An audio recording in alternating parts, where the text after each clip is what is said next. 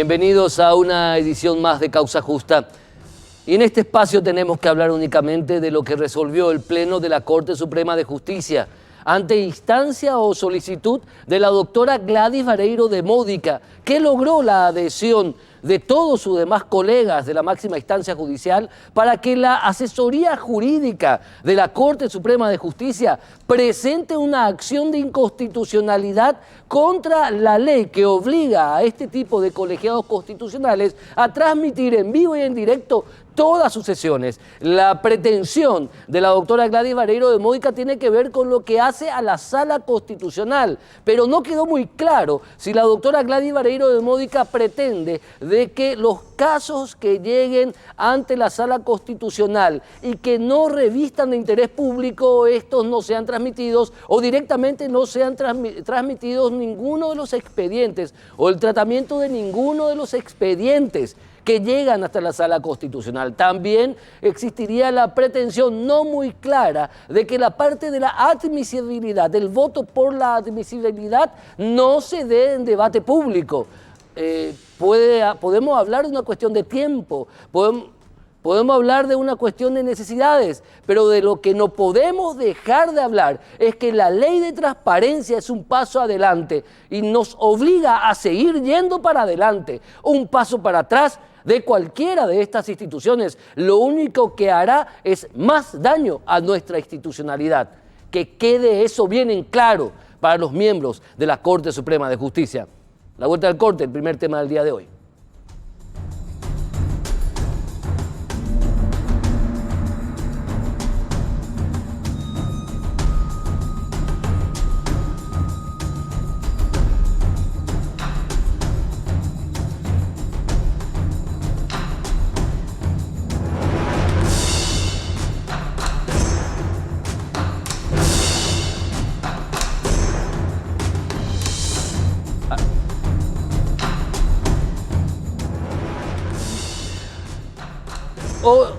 Hoy la historia, y lo podrán escuchar de fondo ya a él, hoy la historia que le vamos a contar es una historia de revancha, es una historia de decisión, es una historia de no rendición, es una historia que también tiene que ver con que la reinserción social de aquellas personas que por A o B motivo están o estuvieron bajo un proceso y fueron llevadas a una causa y donde fueron condenadas, estas personas pueden reintegrarse a la sociedad. Y el ejemplo de Richard Pantera Moray, decía un boxeador muy importante, tal vez uno de los más grandes del mundo, decía: no hay lugar más solitario que el ring, arriba del ring. Pero el día en que Pantera Moray ganó en su categoría el título sudamericano, él no estaba solo, los acompañábamos nosotros. Nos acompaña hoy el querido Richard Pantera Moray, un verdadero honor, campeón, que estés con nosotros. Muchísimas gracias por el espacio.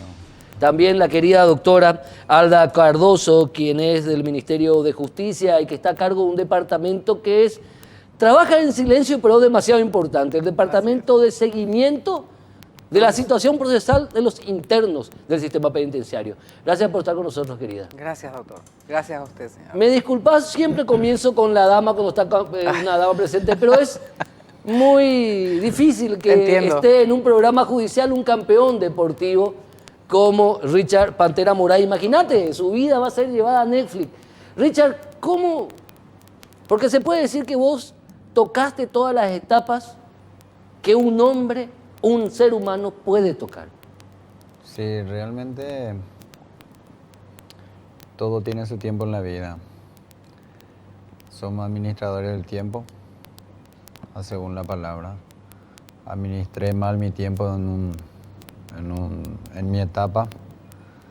No aproveché las oportunidades que se me dio a lo mejor para poder difundir mi potencial. Decaí. Me tropecé, me caí. Fui preso, sí, a causa de mis defectos. Y bueno, me encontré en una situación solitaria, un tiempo. No era el ring en ese momento, era la cárcel. En donde ya me vi solo, prácticamente en la lona. Último recurso, siempre recurrimos a quien nos vemos nosotros, que siempre está al lado nuestro, que es Dios. Me arrepentí de todo lo que habré hecho en la vida. No le habré pedido disculpas a cada quien le pude hacerle daño, pero le pedí perdón a Dios por todo lo que hice. Me dio una oportunidad y esa oportunidad no desaproveché. Y nada más, solamente hay que decidir, porque se pueda. Esa decisión hay que tomar cada quien.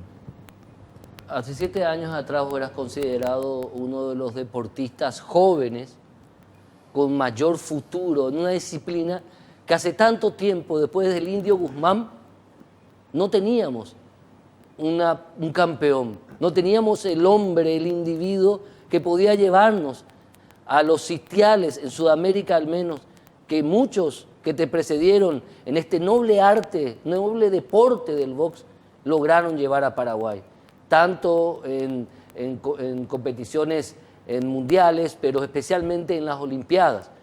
Y vos estabas incluso, digamos, preparado para llegar ya en esa época a lo más alto. ¿Qué pensás, qué diferencia hay entre ese hombre joven de hace 7 años atrás y este hombre ya maduro del presente? Sí, realmente en el tiempo de nuestra juventud no queremos escuchar razones, no queremos averiguar las cosas por nuestros propios medios. No nos interiorizamos de lo que tiene que ser, de cómo debemos de conducirnos a lo mejor con la ciudadanía, no respetamos las leyes de nuestros padres inclusive, y por ende nos torcemos, sí. Pero siempre uno tiene que tocar fondo para que se dé cuenta, para que pueda uno levantarse y averiguar, leer, abrir la mente, preguntar, andar con más cuidado. Y nada, eso pasó conmigo. En ese tiempo yo no quería saber nada. Por abusar de eso estuve preso. Después de ahí entonces tuve que vérmela sola con Dios y averiguar las cosas por mis propios medios. Y desde ahí estoy andando con más cuidado nomás. Y es lo que pasa en el ring. Sea quien sea que se ponga delante de tuyo, obviamente que Dios te va a dar sabiduría para que puedas afrontar. Pero un hijo de Dios se considera campeón siempre. Y eso es lo más pasa. Tenés una riqueza espiritual muy grande, Richard. Tus palabras hablan de una riqueza espiritual que solamente dan los golpes y las ganas de revancha. Claro. Una vez me acuerdo, estuve en un pabellón cristiano. Yo tenía que pelear con un argentino dentro de la penitenciaría. El argentino obviamente me basureó. Me dijo en la conferencia de prensa, me dijo, más que pantera pareces gatito, me dice. Le miro yo y le digo, sí, realmente sí, disculpe si es que la apariencia engaña, amigo. Y me callé. Esa noche oré, pero sinceramente parece que me dio un poco de temor. Por ende me fui a orar y le pedí a Dios, dije, Señor, le dije, yo no soy quien va a pelearle. Mirando mi fisionomía, cualquiera no va a dar un peso por mí, preso inclusive. Pero lo único que puedo hacer por vos es decir desde ahí en adelante de que sos vos el que me das la victoria. Y solamente no te pido fuerza, no te pido a lo mejor volumen ni masa muscular. Lo único que te puedo pedir es sabiduría y entendimiento para poder afrontar cada lucha y batalla que pueda llegar a tener. Y con eso estoy. Esa es mi única arma. Enseguida vuelvo contigo. Es apasionante un poco. Quiero entrar a otra parte un poco de la historia, que sería el cómo lo lograste, cómo se logra salir victorioso de ese verdadero infierno y decir, yo soy un ciudadano de bien. Me equivoqué, pagué mi cuenta, pero soy un ciudadano de bien. Enseguida vuelvo contigo. Quiero hablar con una de las personas que fue, digamos, artífices, perdón, de esta historia de Richard. Pero una persona que está hace mucho tiempo en esta historia y que en silencio has hecho el seguimiento, doctora Cardoso, de mucha gente que con la misma situación de Richard. Sí. Y hace 11 años que trabajo en la penitenciaría, primeramente como voluntaria de la Pastoral Social Penitenciaria, y luego me integré al Ministerio de Justicia con la ministra Sheila Abed. Estuve solo en el periodo de ella. Cuando ella se retiró, me retiré también. Y volví ahora con el ministro JJ Ríos, con quien conversé antes de que él asuma, y realmente me agradó mucho lo que hablamos. Una persona de una gran sensibilidad, de una mirada enfocada realmente a la persona privada de libertad, que está pendiente todo el tiempo de que se hagan las cosas. Y le expliqué sobre mi trabajo anterior y me pidió que yo le venga a acompañar en este desafío tan grande que él tiene. ¿Es complicada la reinserción social, doctora? Es complicada en la situación en que estamos. Hay un hacinamiento tremendo. Yo lo conozco a Richard desde que entró a la penitenciaría. Y se complica mucho por el hacinamiento y por lo que decía él, por la falta de decisión. Porque uno tiene que tomar la decisión de cambiar y mantenerse firme. Y Dios está muy cerca de toda la gente ahí adentro. Yo había escrito un libro de mi trabajo. Y ahí yo cuento porque yo viví dentro de la penitenciaría muchos años. Entonces conozco cuál es el sistema, cómo se trabaja, y solo Dios logra. Por eso que las iglesias que trabajan dentro de la penitenciaría cumplen un rol muy importante. Que tal vez el Estado no está pudiendo cumplir. Y resulta que nosotros tenemos cosas prácticas que le damos, en vez lo de Dios es una cosa a la que uno se aferra. Es un trabajo más espiritual. Así mismo. Ahora, si bien no estoy equivocado, lo primero que hizo JJ Ríos como ministro de Justicia es mejorar totalmente la famosa cocina de Tacumbú y dar un poco de dignidad a los internos de Tacumbú para que tengan un plato de comida decente. Así mismo. Y ese sentido humanitario tan amplio que él tiene y esa mirada diferente hacia la persona privada de libertad hizo de que lo primero en que se enfocó es en la comida. Esto tiene que cambiar, se tiene que cambiar, y hizo una cocina nueva con un, podríamos decir, lujo que se merecen quienes van a comer. Entonces, obviamente, porque ahora es obvio que acá no importa en este momento por qué hecho Richard Pantera Moray estuvo. Pero él lo cuenta siempre, ¿verdad, Richard? Siempre, por sí. robo grabado. Sí, por robo pero grabado. Creo que no es relevante porque lo que es relevante en la historia, tanto de él como de otros internos que dicen, ha fallado. Claro. Fallego. Pues ya está, ya está ya. ¿Para qué? Ya fallé. Y ahora estoy pagando y pagué. Por eso es tan importante saber, Richard, lo siguiente. Dicen aquellos que han estado tras las rejas que los 2 días más complicados del interno penitenciario es el primer día y el último día. ¿Cómo sentiste el primer día y cómo sentiste el último, Richard? El primer día, obviamente como toda persona, radiado, enojado. Y desde ahí ya no te interesa nada, porque perdés todo lo que tenías, todo lo que conseguiste. Sí. O sea que prácticamente Dios te quita lo que no te sirve ahí dentro. Realmente Dios te quita lo que no te sirve ahí. Te desnuda. Ahí vos no le ves a los amigos que realmente decís que son amigos. A lo mejor la familia te hace faltar para que te des cuenta que tenés que valorarle. Ahí te quita, si tenés dinero, te quita hasta el último centavo para que puedas saber que podés depender de Dios solamente. Ahí se te quita hasta el banquito, como en el ring, mi amigo. Hasta el banquito. Hasta el banquito. Esa otra famosa frase. Hasta solo. El banquito se te quita en el ring, sí. Hasta el banquito te quitan. Esos son los primeros días. Sufrimiento totales.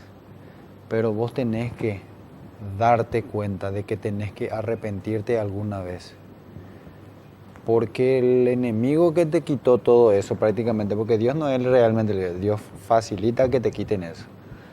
Para que te des cuenta, tenés que arrodillarte, llorar, ya no tenés medios. Y de ahí empezar de nuevo, humildad. Y levantarte con humildad. Y ser agradecido en todo. Primero a Dios y a toda la gente que te rodea o a lo mejor que comparte contigo tu alegría o tus triunfos. El último día es donde se decide si salís o peor o mejor. De acuerdo en el camino, cómo vos te fuiste encaminando, si te inclinaste más hacia lo bueno o hacia lo malo. Y traté en lo posible de inclinarme más hacia lo bueno. Me faltó la familia, me faltó el orgullo de un hijo hacia padre y de padre hacia hijo. Entonces ya no veía ni banquito ahí al lado mío. Tuve que recurrir a quien nunca por orgullo quise recurrir, a Dios. Le dije, Señor, valemos. Digo, te vemos. A reconocer. Uno tiene que reconocer sinceramente que su error le va a llegar a pagar algo que no tiene que pagar, que es la muerte. Entonces ahí vos te arrepentís, pedís perdón y de ahí encaminarte. Y Dios te va dando lo que te falta. Vos no tenés que preocuparte. Preocupación es lo que no tenés que tener en la vida.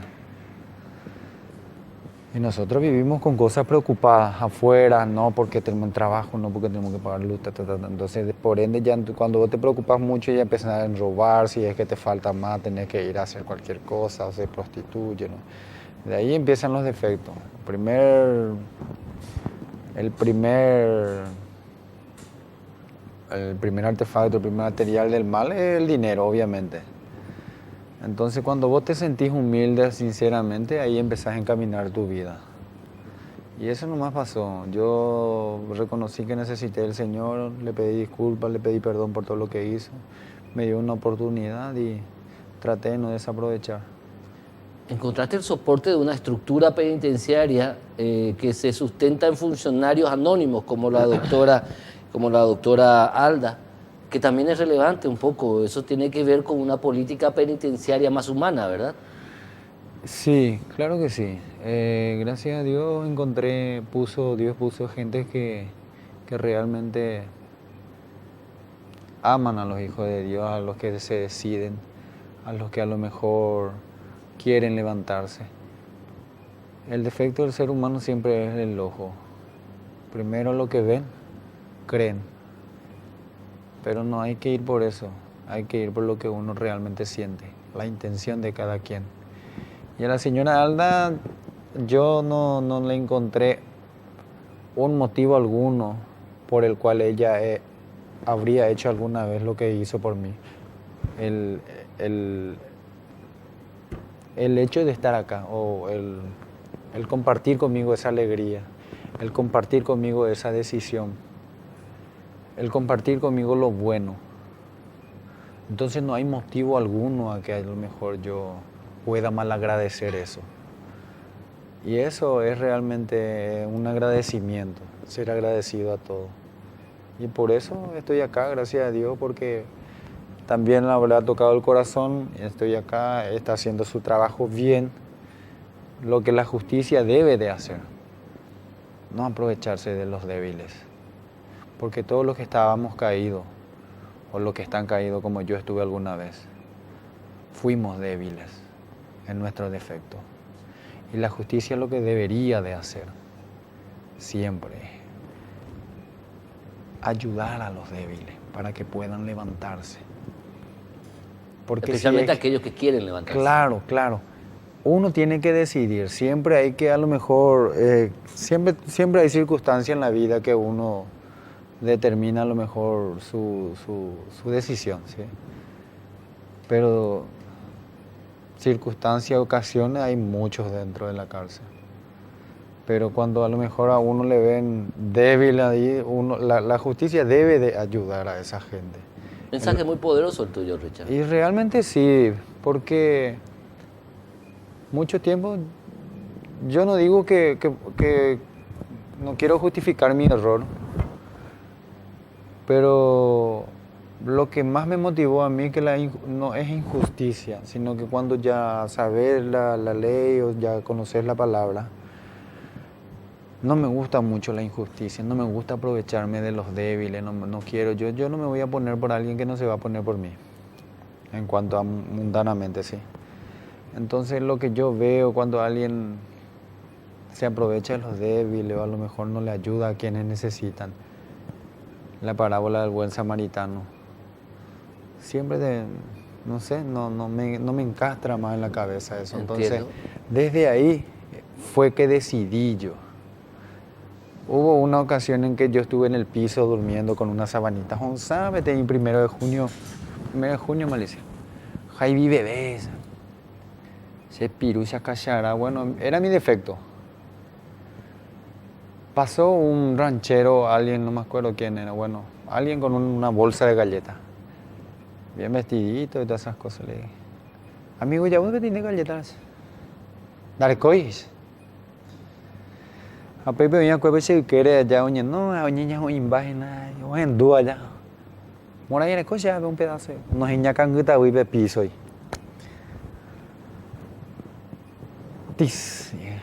Me metí en la cabeza y dije, alguna vez, no es por venganza, pero a aquel amigo le voy a hacer dar cuenta que no tiene que ser así como fue. Y le voy a demostrarle a este que está acá al lado mío, de que realmente como yo me voy a levantar, él se puede levantar. Y esa decisión, en base a eso empecé a trabajar. Siempre hubo ocasiones a lo mejor que me quisieron hacer tropezar y todas esas cosas, o me habré tropezado, pero me levanté otra vez al día siguiente, pedí perdón y continué. Y fue así, hasta que se me dio la oportunidad. Pero es difícil realmente, somos el fruto de nuestro entorno. Mira lo que acabas de contar. Acabas de contar que un día de invierno estuviste tirado en el piso, tapadito con una sábana y con hambre. Y que alguien que estaba igual que vos te dio lo que no tenía. Y eso a una persona le da muchísimas enseñanzas. Una persona a la cual yo tuve el gusto de conocer a tu papá en el ámbito deportivo, a don Pantera Moray, gran boxeador, con una técnica maravillosa, cirujano era él. Cómo a su oponente los iba dejando abajo, pero... Y él estuvo en la esquina de esa noche en que ganaste la faja sudamericana en tu categoría welter. ¿Y qué le podés decir hoy a tu papá? Seguro que tu papá va a estar mirando el programa y quiero que mires en la cámara y le hables a tu papá. Esta. Mi papá me había dicho, antes de que yo salga de mi casa, me dijo, ¿será que de alguna vez necesito un campeón sudamericano, ese mantener algún profesional? Ese? Así que la otra cosa se andaba la moain de la dejó en la cárcel se andaba por y bueno, y no sé, yo no sé si habré tomado mal en ese tiempo. Y me rebelé, sí, porque no me gustó la forma, ¿verdad? Entonces me rebelé y pasó lo que pasó. En ese trajín, lo único que me di cuenta, después recién analicé lo que me dijo, resumí en esto. Obviamente que el padre quiere ser orgulloso hacia su hijo y el hijo tiene que ser orgulloso hacia el padre. Y entonces, honra a tu padre y a tu madre para que tus días se eleven en la tierra. ¿Sí? Nosotros tenemos un padre a quien le debemos fineza, le debemos respeto, le debemos alabanza, porque no merecemos nada lo merecemos. Entonces dije, bueno, voy a tratar de hacer esta partecita. Le voy a darle a mi papá lo que me pidió cuando me rebelé, antes de que me revele lo que él me pidió. Sí. Y empecé a trabajar nomás en eso. Le dije, señor, ya, vos le querés a tus hijos. Le dije, mi papá es tu hijo, yo soy tu hijo. Déjame hacerle sentir orgulloso a mi papá. Y increíble. Ese día de la pelea él apareció con mi tío, con mi tía, con mi hija, las dos. ¿Te sorprendió? ¿De sorpresa fue? Ya. Decime a quién más te va a perder. ¿Quién va te va a perder? Decirle tener a tu papá en la esquina. ¿Quién te va a perder? Nadie. Le dije esa noche a mi papá, le dije, papá, le dije, ¿te acuerdas vos lo que me pediste hace casi no sé cuántos años, casi 15, 20 años atrás? Le dije. Y me dijo, ¿qué pura? Qué pura. ¿Qué pura? Este es tuyo, papá, le dije. No, ¿dónde está? Me voy a lugar. No, pero te digo nomás que tarde o temprano uno lo que pide siempre tiene que llegar. Entonces, muchas enseñanzas. De acuerdo a cómo nosotros nos conduzcamos con la boca, de eso nos vamos a alimentar. Si le maldecís siempre a alguien, obviamente que vas a ser maldecido vos, porque todo lo que decimos vuelve. Si vos le bendecís a alguien, obviamente que vas a ser bendecido. Richard Pantera Moray, muchísimas gracias por tu testimonio, Por un favor. testimonio muy, muy profundo, con muchísimas enseñanzas. Y doctora, discúlpame, no te di tanto espacio, pero yo creo que vamos a estar mucho tiempo. Él ya va a comenzar a entrenar dentro de Empezó pocos a meses. entrenar. Tiene la pelea unificadora en los Estados Unidos, si Dios quiere, de la OMB, del mundo hispano. Antes de eso, tengo este 17 de septiembre, tengo una pelea con un brasilero otra vez. ¿Dónde? La primera defensa. Creo ¿Primera que defensa ya? Sí, la primera defensa ya, dentro del país. Antes de hacer eso, Ajá. quiero hacer unas cuantas peleas. ¿Quién te entrena? Fabio Potrillo Romero. Fabio Portillo. Sí, el presidente de la Asociación Nacional de Boxeo. Sí, lo conozco, Fabio. Sí, otro gran maestro. Bueno, muchísimas gracias, doctora. Gracias. Disculpame, no te haya dado tanto espacio, pero No, lo es raro suficiente. que lo tenga un campeón sudamericano para más de un deporte que yo adoro, yo sigo, me encanta. Y bueno, y no lo practico más, pero pues ya estoy ya. Gracias, señor. Ya, pero vamos a comenzar a practicarlo otra Gracias, vez. doctor. Richard Pantera Moray, realmente es un orgullo. Muchísimas y de seguro gracias. que tu papá, tu familia y aquellas personas que confiaron en vos se han de sentir igual de orgullosos. Muchísimas gracias, muchísimas gracias. Dale, Richard. A la vuelta del corte continuamos con Causa Justa en su edición del día de hoy.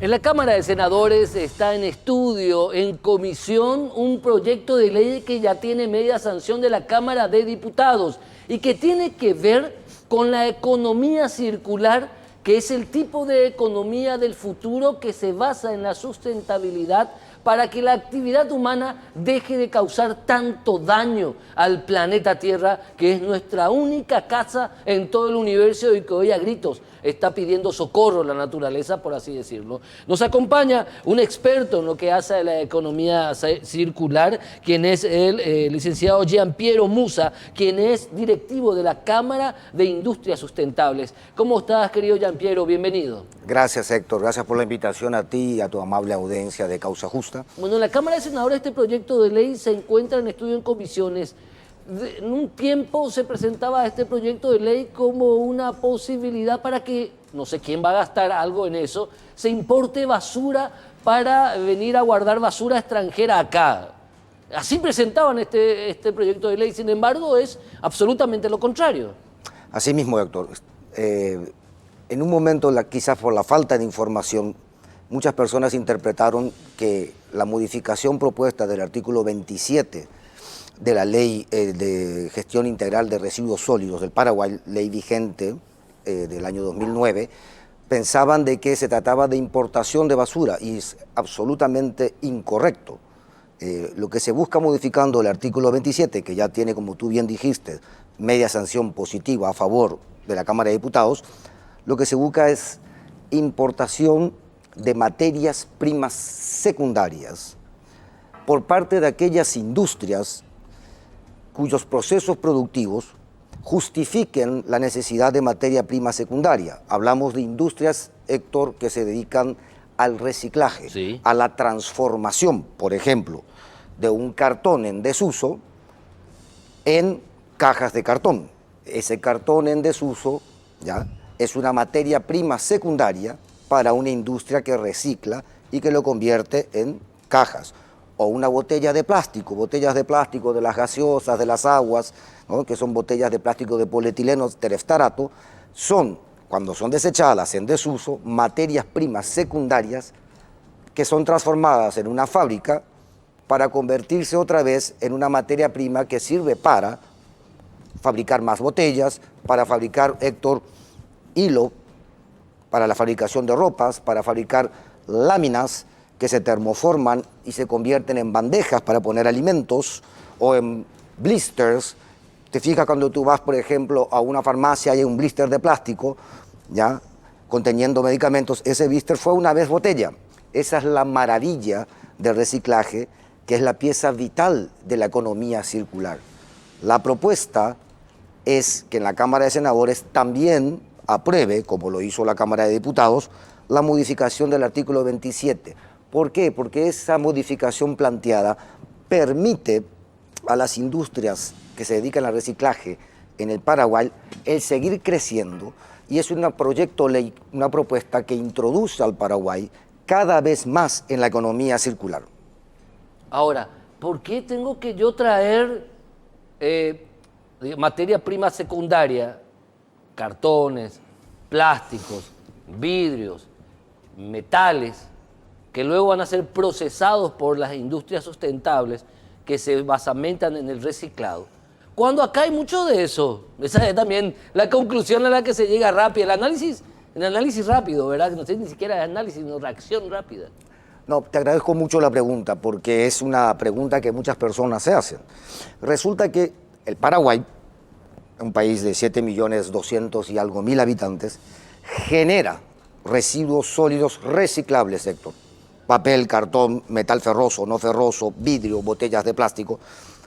Pero la generación no es igual a la recolección, Héctor. En el Paraguay, por darte un ejemplo, la recolección de botellas de plástico, de gaseosas y de aguas y de jugos, de PET, de polietileno tereftarato, es de casi el 65% de lo que se genera. Es decir, de cada 10 botellitas de plástico, ¿sí?, que se vierten a la comunidad y al consumo del Paraguay, 6,5 son recolectadas y terminan en el reciclaje.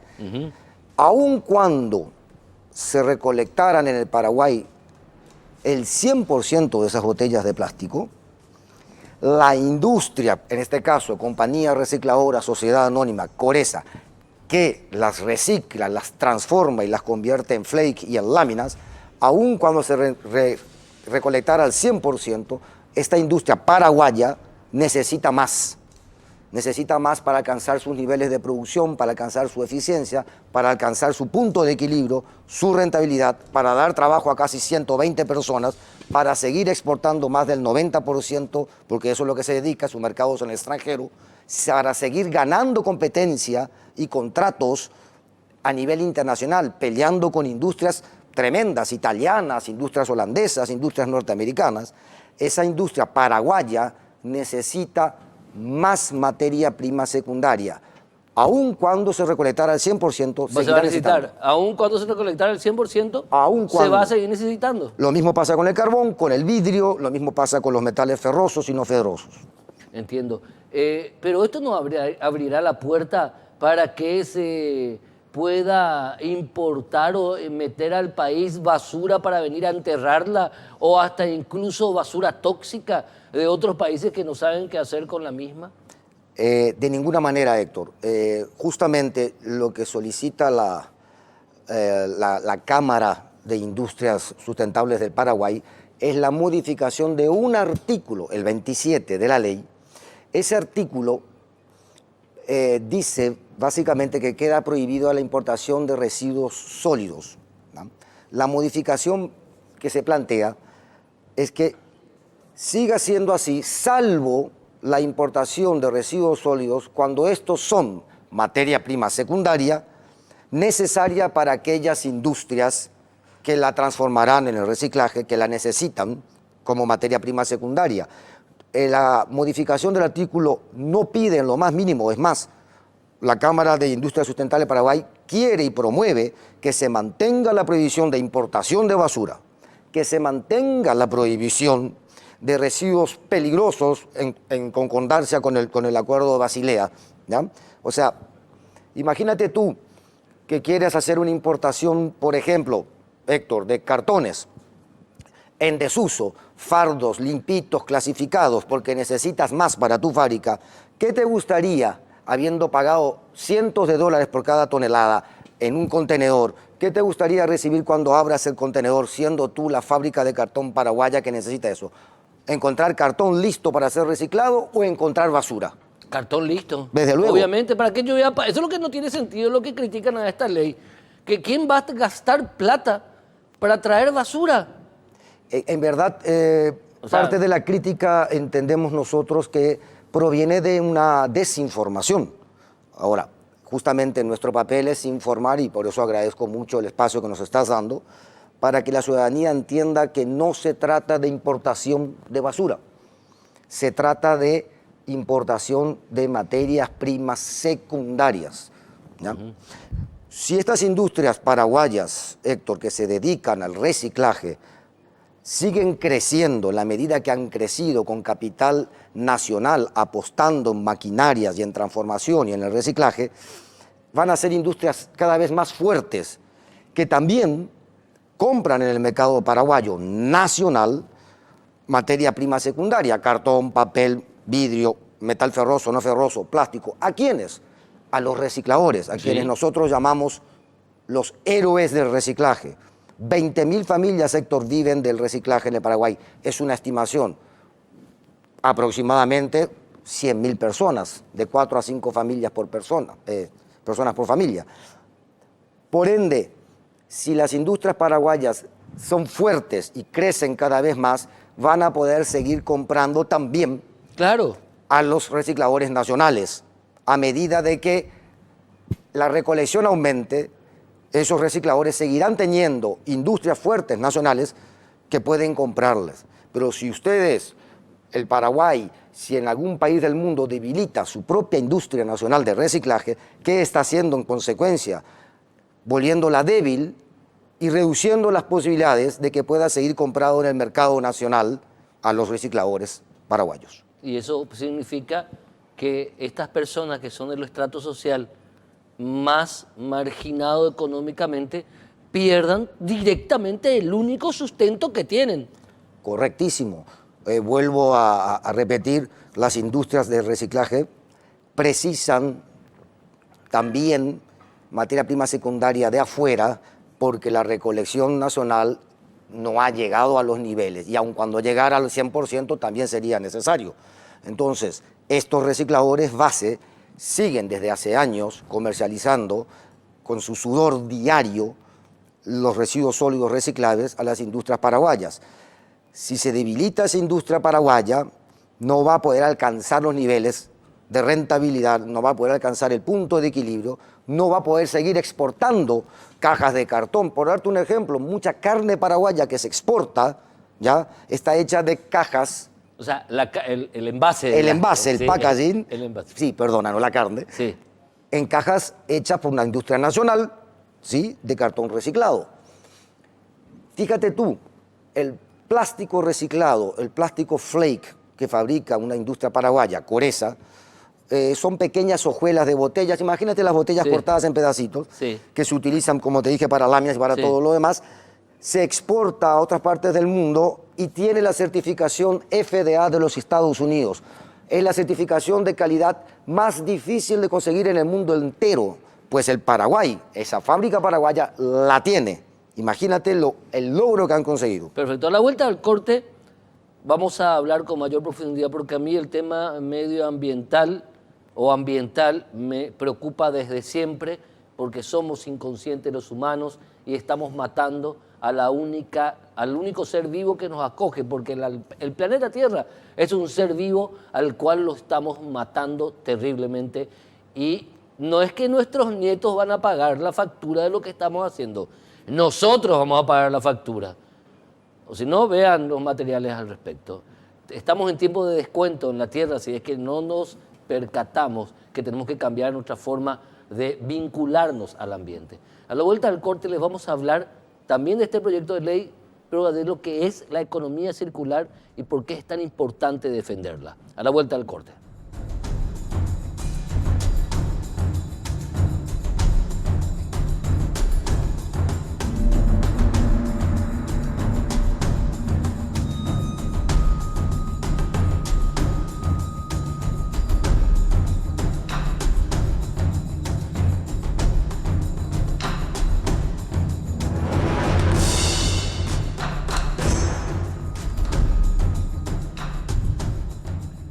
Continuamos con Gianpiero Musa, quien es directivo de la Cámara de Industrias Sustentables del Paraguay, que aglutina a un grupo de industrias de gran peso, incluso 2 de ellas son multinacionales y otras tantas son de capital nacional, que basamentan su desarrollo en lo que se llama la economía circular. La economía circular es una forma de desarrollo sustentable que está ganando espacio cada vez más en el mundo, no como una forma de ganar dinero de mejor manera, sino como una más forma de seguir desarrollándonos como sociedad sin o dejando de matar al planeta Tierra. Hoy día se la llama la economía circular como la economía del futuro o la economía necesaria. Un buen resumen el que hice, pero vos sos el experto en economía circular. Estudiaste, tenés formación extranjera, yo vendí un poco de humo, pero ¿qué más se puede decir de la economía circular? Lo has dicho muy bien, Héctor. La economía circular está en boga desde hace algunos años, menos de 10 años. Es un modelo actual y la solución futura para que nosotros, los seres humanos, dejemos de socavar la madre tierra, dejemos de explotar los recursos naturales, las materias primas, y realmente entendamos que es necesario reutilizar, reducir y reciclar las 3 R's pilares de la economía circular. A ver, en años atrás, muchos años atrás, el modelo de producción y consumo a nivel mundial era un modelo lineal. Extraigo de la materia prima de la madre tierra, transformo, produzco, envío al consumo, consumo y desecho. Vuelvo a extraer de la madre tierra, vuelvo a producir, vuelvo a enviar al consumo y desecho. Y así en forma lineal, Héctor. Esa forma, ese modelo es lo que ha hecho que aumente la huella de carbono, la huella de agua. ¿Qué significa eso para que la gente que no está en la materia entienda un poco? Por ejemplo, en la producción de un producto X existe un consumo de litros y hectolitros de agua. Entonces, se cuantifica cuántos litros de agua son necesarios para producir determinado producto. Cuánto CO2 se genera para producir determinado otro producto, huella de agua y huella de carbono. En nuestro propio hogar nosotros tenemos una huella de agua. El simple acto que un ser humano en el hogar se limpie los dientes dejando la canilla abierta, pudiendo cerrarla y limpiarse los dientes, volver a abrirla y de luego ahí limpiar el cepillo de dientes, ese simple acto de minutos consume una barbaridad de litros de agua. Eso aumenta la huella de agua de nuestro hogar. Pues bien, la economía circular, Héctor, ese modelo actual es la solución, ni siquiera futura, actual, para que la humanidad deje de atacar al medio ambiente, deje de socavar la madre tierra y entienda de que el modelo de producción-consumo es circular. Desecho selectivamente, por ejemplo, los envases, ¿sí?, en el hogar, en la industria, en el comercio, en una escuela, en un sanatorio, en nuestra casa. Desechar selectivamente, separación segregada de los residuos reciclables. Eso llega a través de una logística de distribución, ¿ya?, a donde a las industrias que los reciclan y los transforman, los convierten en otros productos que son reciclables, van al consumo y de ese consumo se vuelven a desechar selectivamente para que retornen a las industrias que los reciclan. Entonces, como te fijas, no existe casi desperdicio. Lo que intenta la economía circular es justamente eso, replicar lo que sucede en la madre naturaleza. ¿Y qué sucede? En la naturaleza no existen vertederos, Héctor. ¿No existen desechos No ni no existen vertederos? Vertederos. Todo se recicla en la naturaleza, todo se vuelve a utilizar. Es la maravilla de un ecosistema. Pues nuestra economía, nuestra gestión humana tiene que ir por ese lado. Lo dijo hace muy poco tiempo, hace unos días atrás, Héctor, nada más ni nada menos que la ministra del Medio Ambiente de Finlandia, de que hoy la economía circular es la salvación de la humanidad. Menos huella de carbono, menos huella de agua, menos desgastar la capa de ozono, el efecto invernadero, el reutilizar cada vez más, el reciclar cada vez más todo lo que podamos sin tener que recurrir a una nueva producción y fabricación extrayendo la madre tierra. El paquete, la botella, el cartón, el papel, la botella de vidrio, que llegue desechada con inteligencia selectivamente a las industrias que las transforman en otros productos reciclables otra vez. Que nosotros en nuestros hogares tengamos la conciencia de disponer selectivamente para poder seguir en el círculo de la economía circular, valga la redundancia. Eso es básicamente lo que busca la economía circular. Y este proyecto de ley que está en el Senado justamente pone al Paraguay en ese camino. Así es. Que busca la economía circular, que ya está presente en el Paraguay, pero Sí. que debe tener un impulso mucho más grande. Correcto. De hecho, la economía circular ya tiene en el Paraguay actores importantes de mucha data. Industrias recicladoras, ¿ya? Recicladores base, acopiadores, que también son recicladores. Ya están dadas las figuras. La modificación del artículo 27 lo que busca es fortalecer aún más a las industrias y por ende a los recicladores base del Paraguay. Eso es lo que busca básicamente. El Paraguay no puede quedar fuera del esfuerzo mundial, Héctor. Perfecto. No puede quedar fuera del esfuerzo mundial. Y un mensaje directo para los miembros de la Cámara de Senadores, para que entiendan y se sienten a leer un poco. Y también aquellos que están queriendo criticar una ley a la cual parece que no la entienden. Muchísimas gracias. Gracias Nos a ti, vemos Tomás el López. próximo domingo. Tengan un excelente resto de jornada. Chao.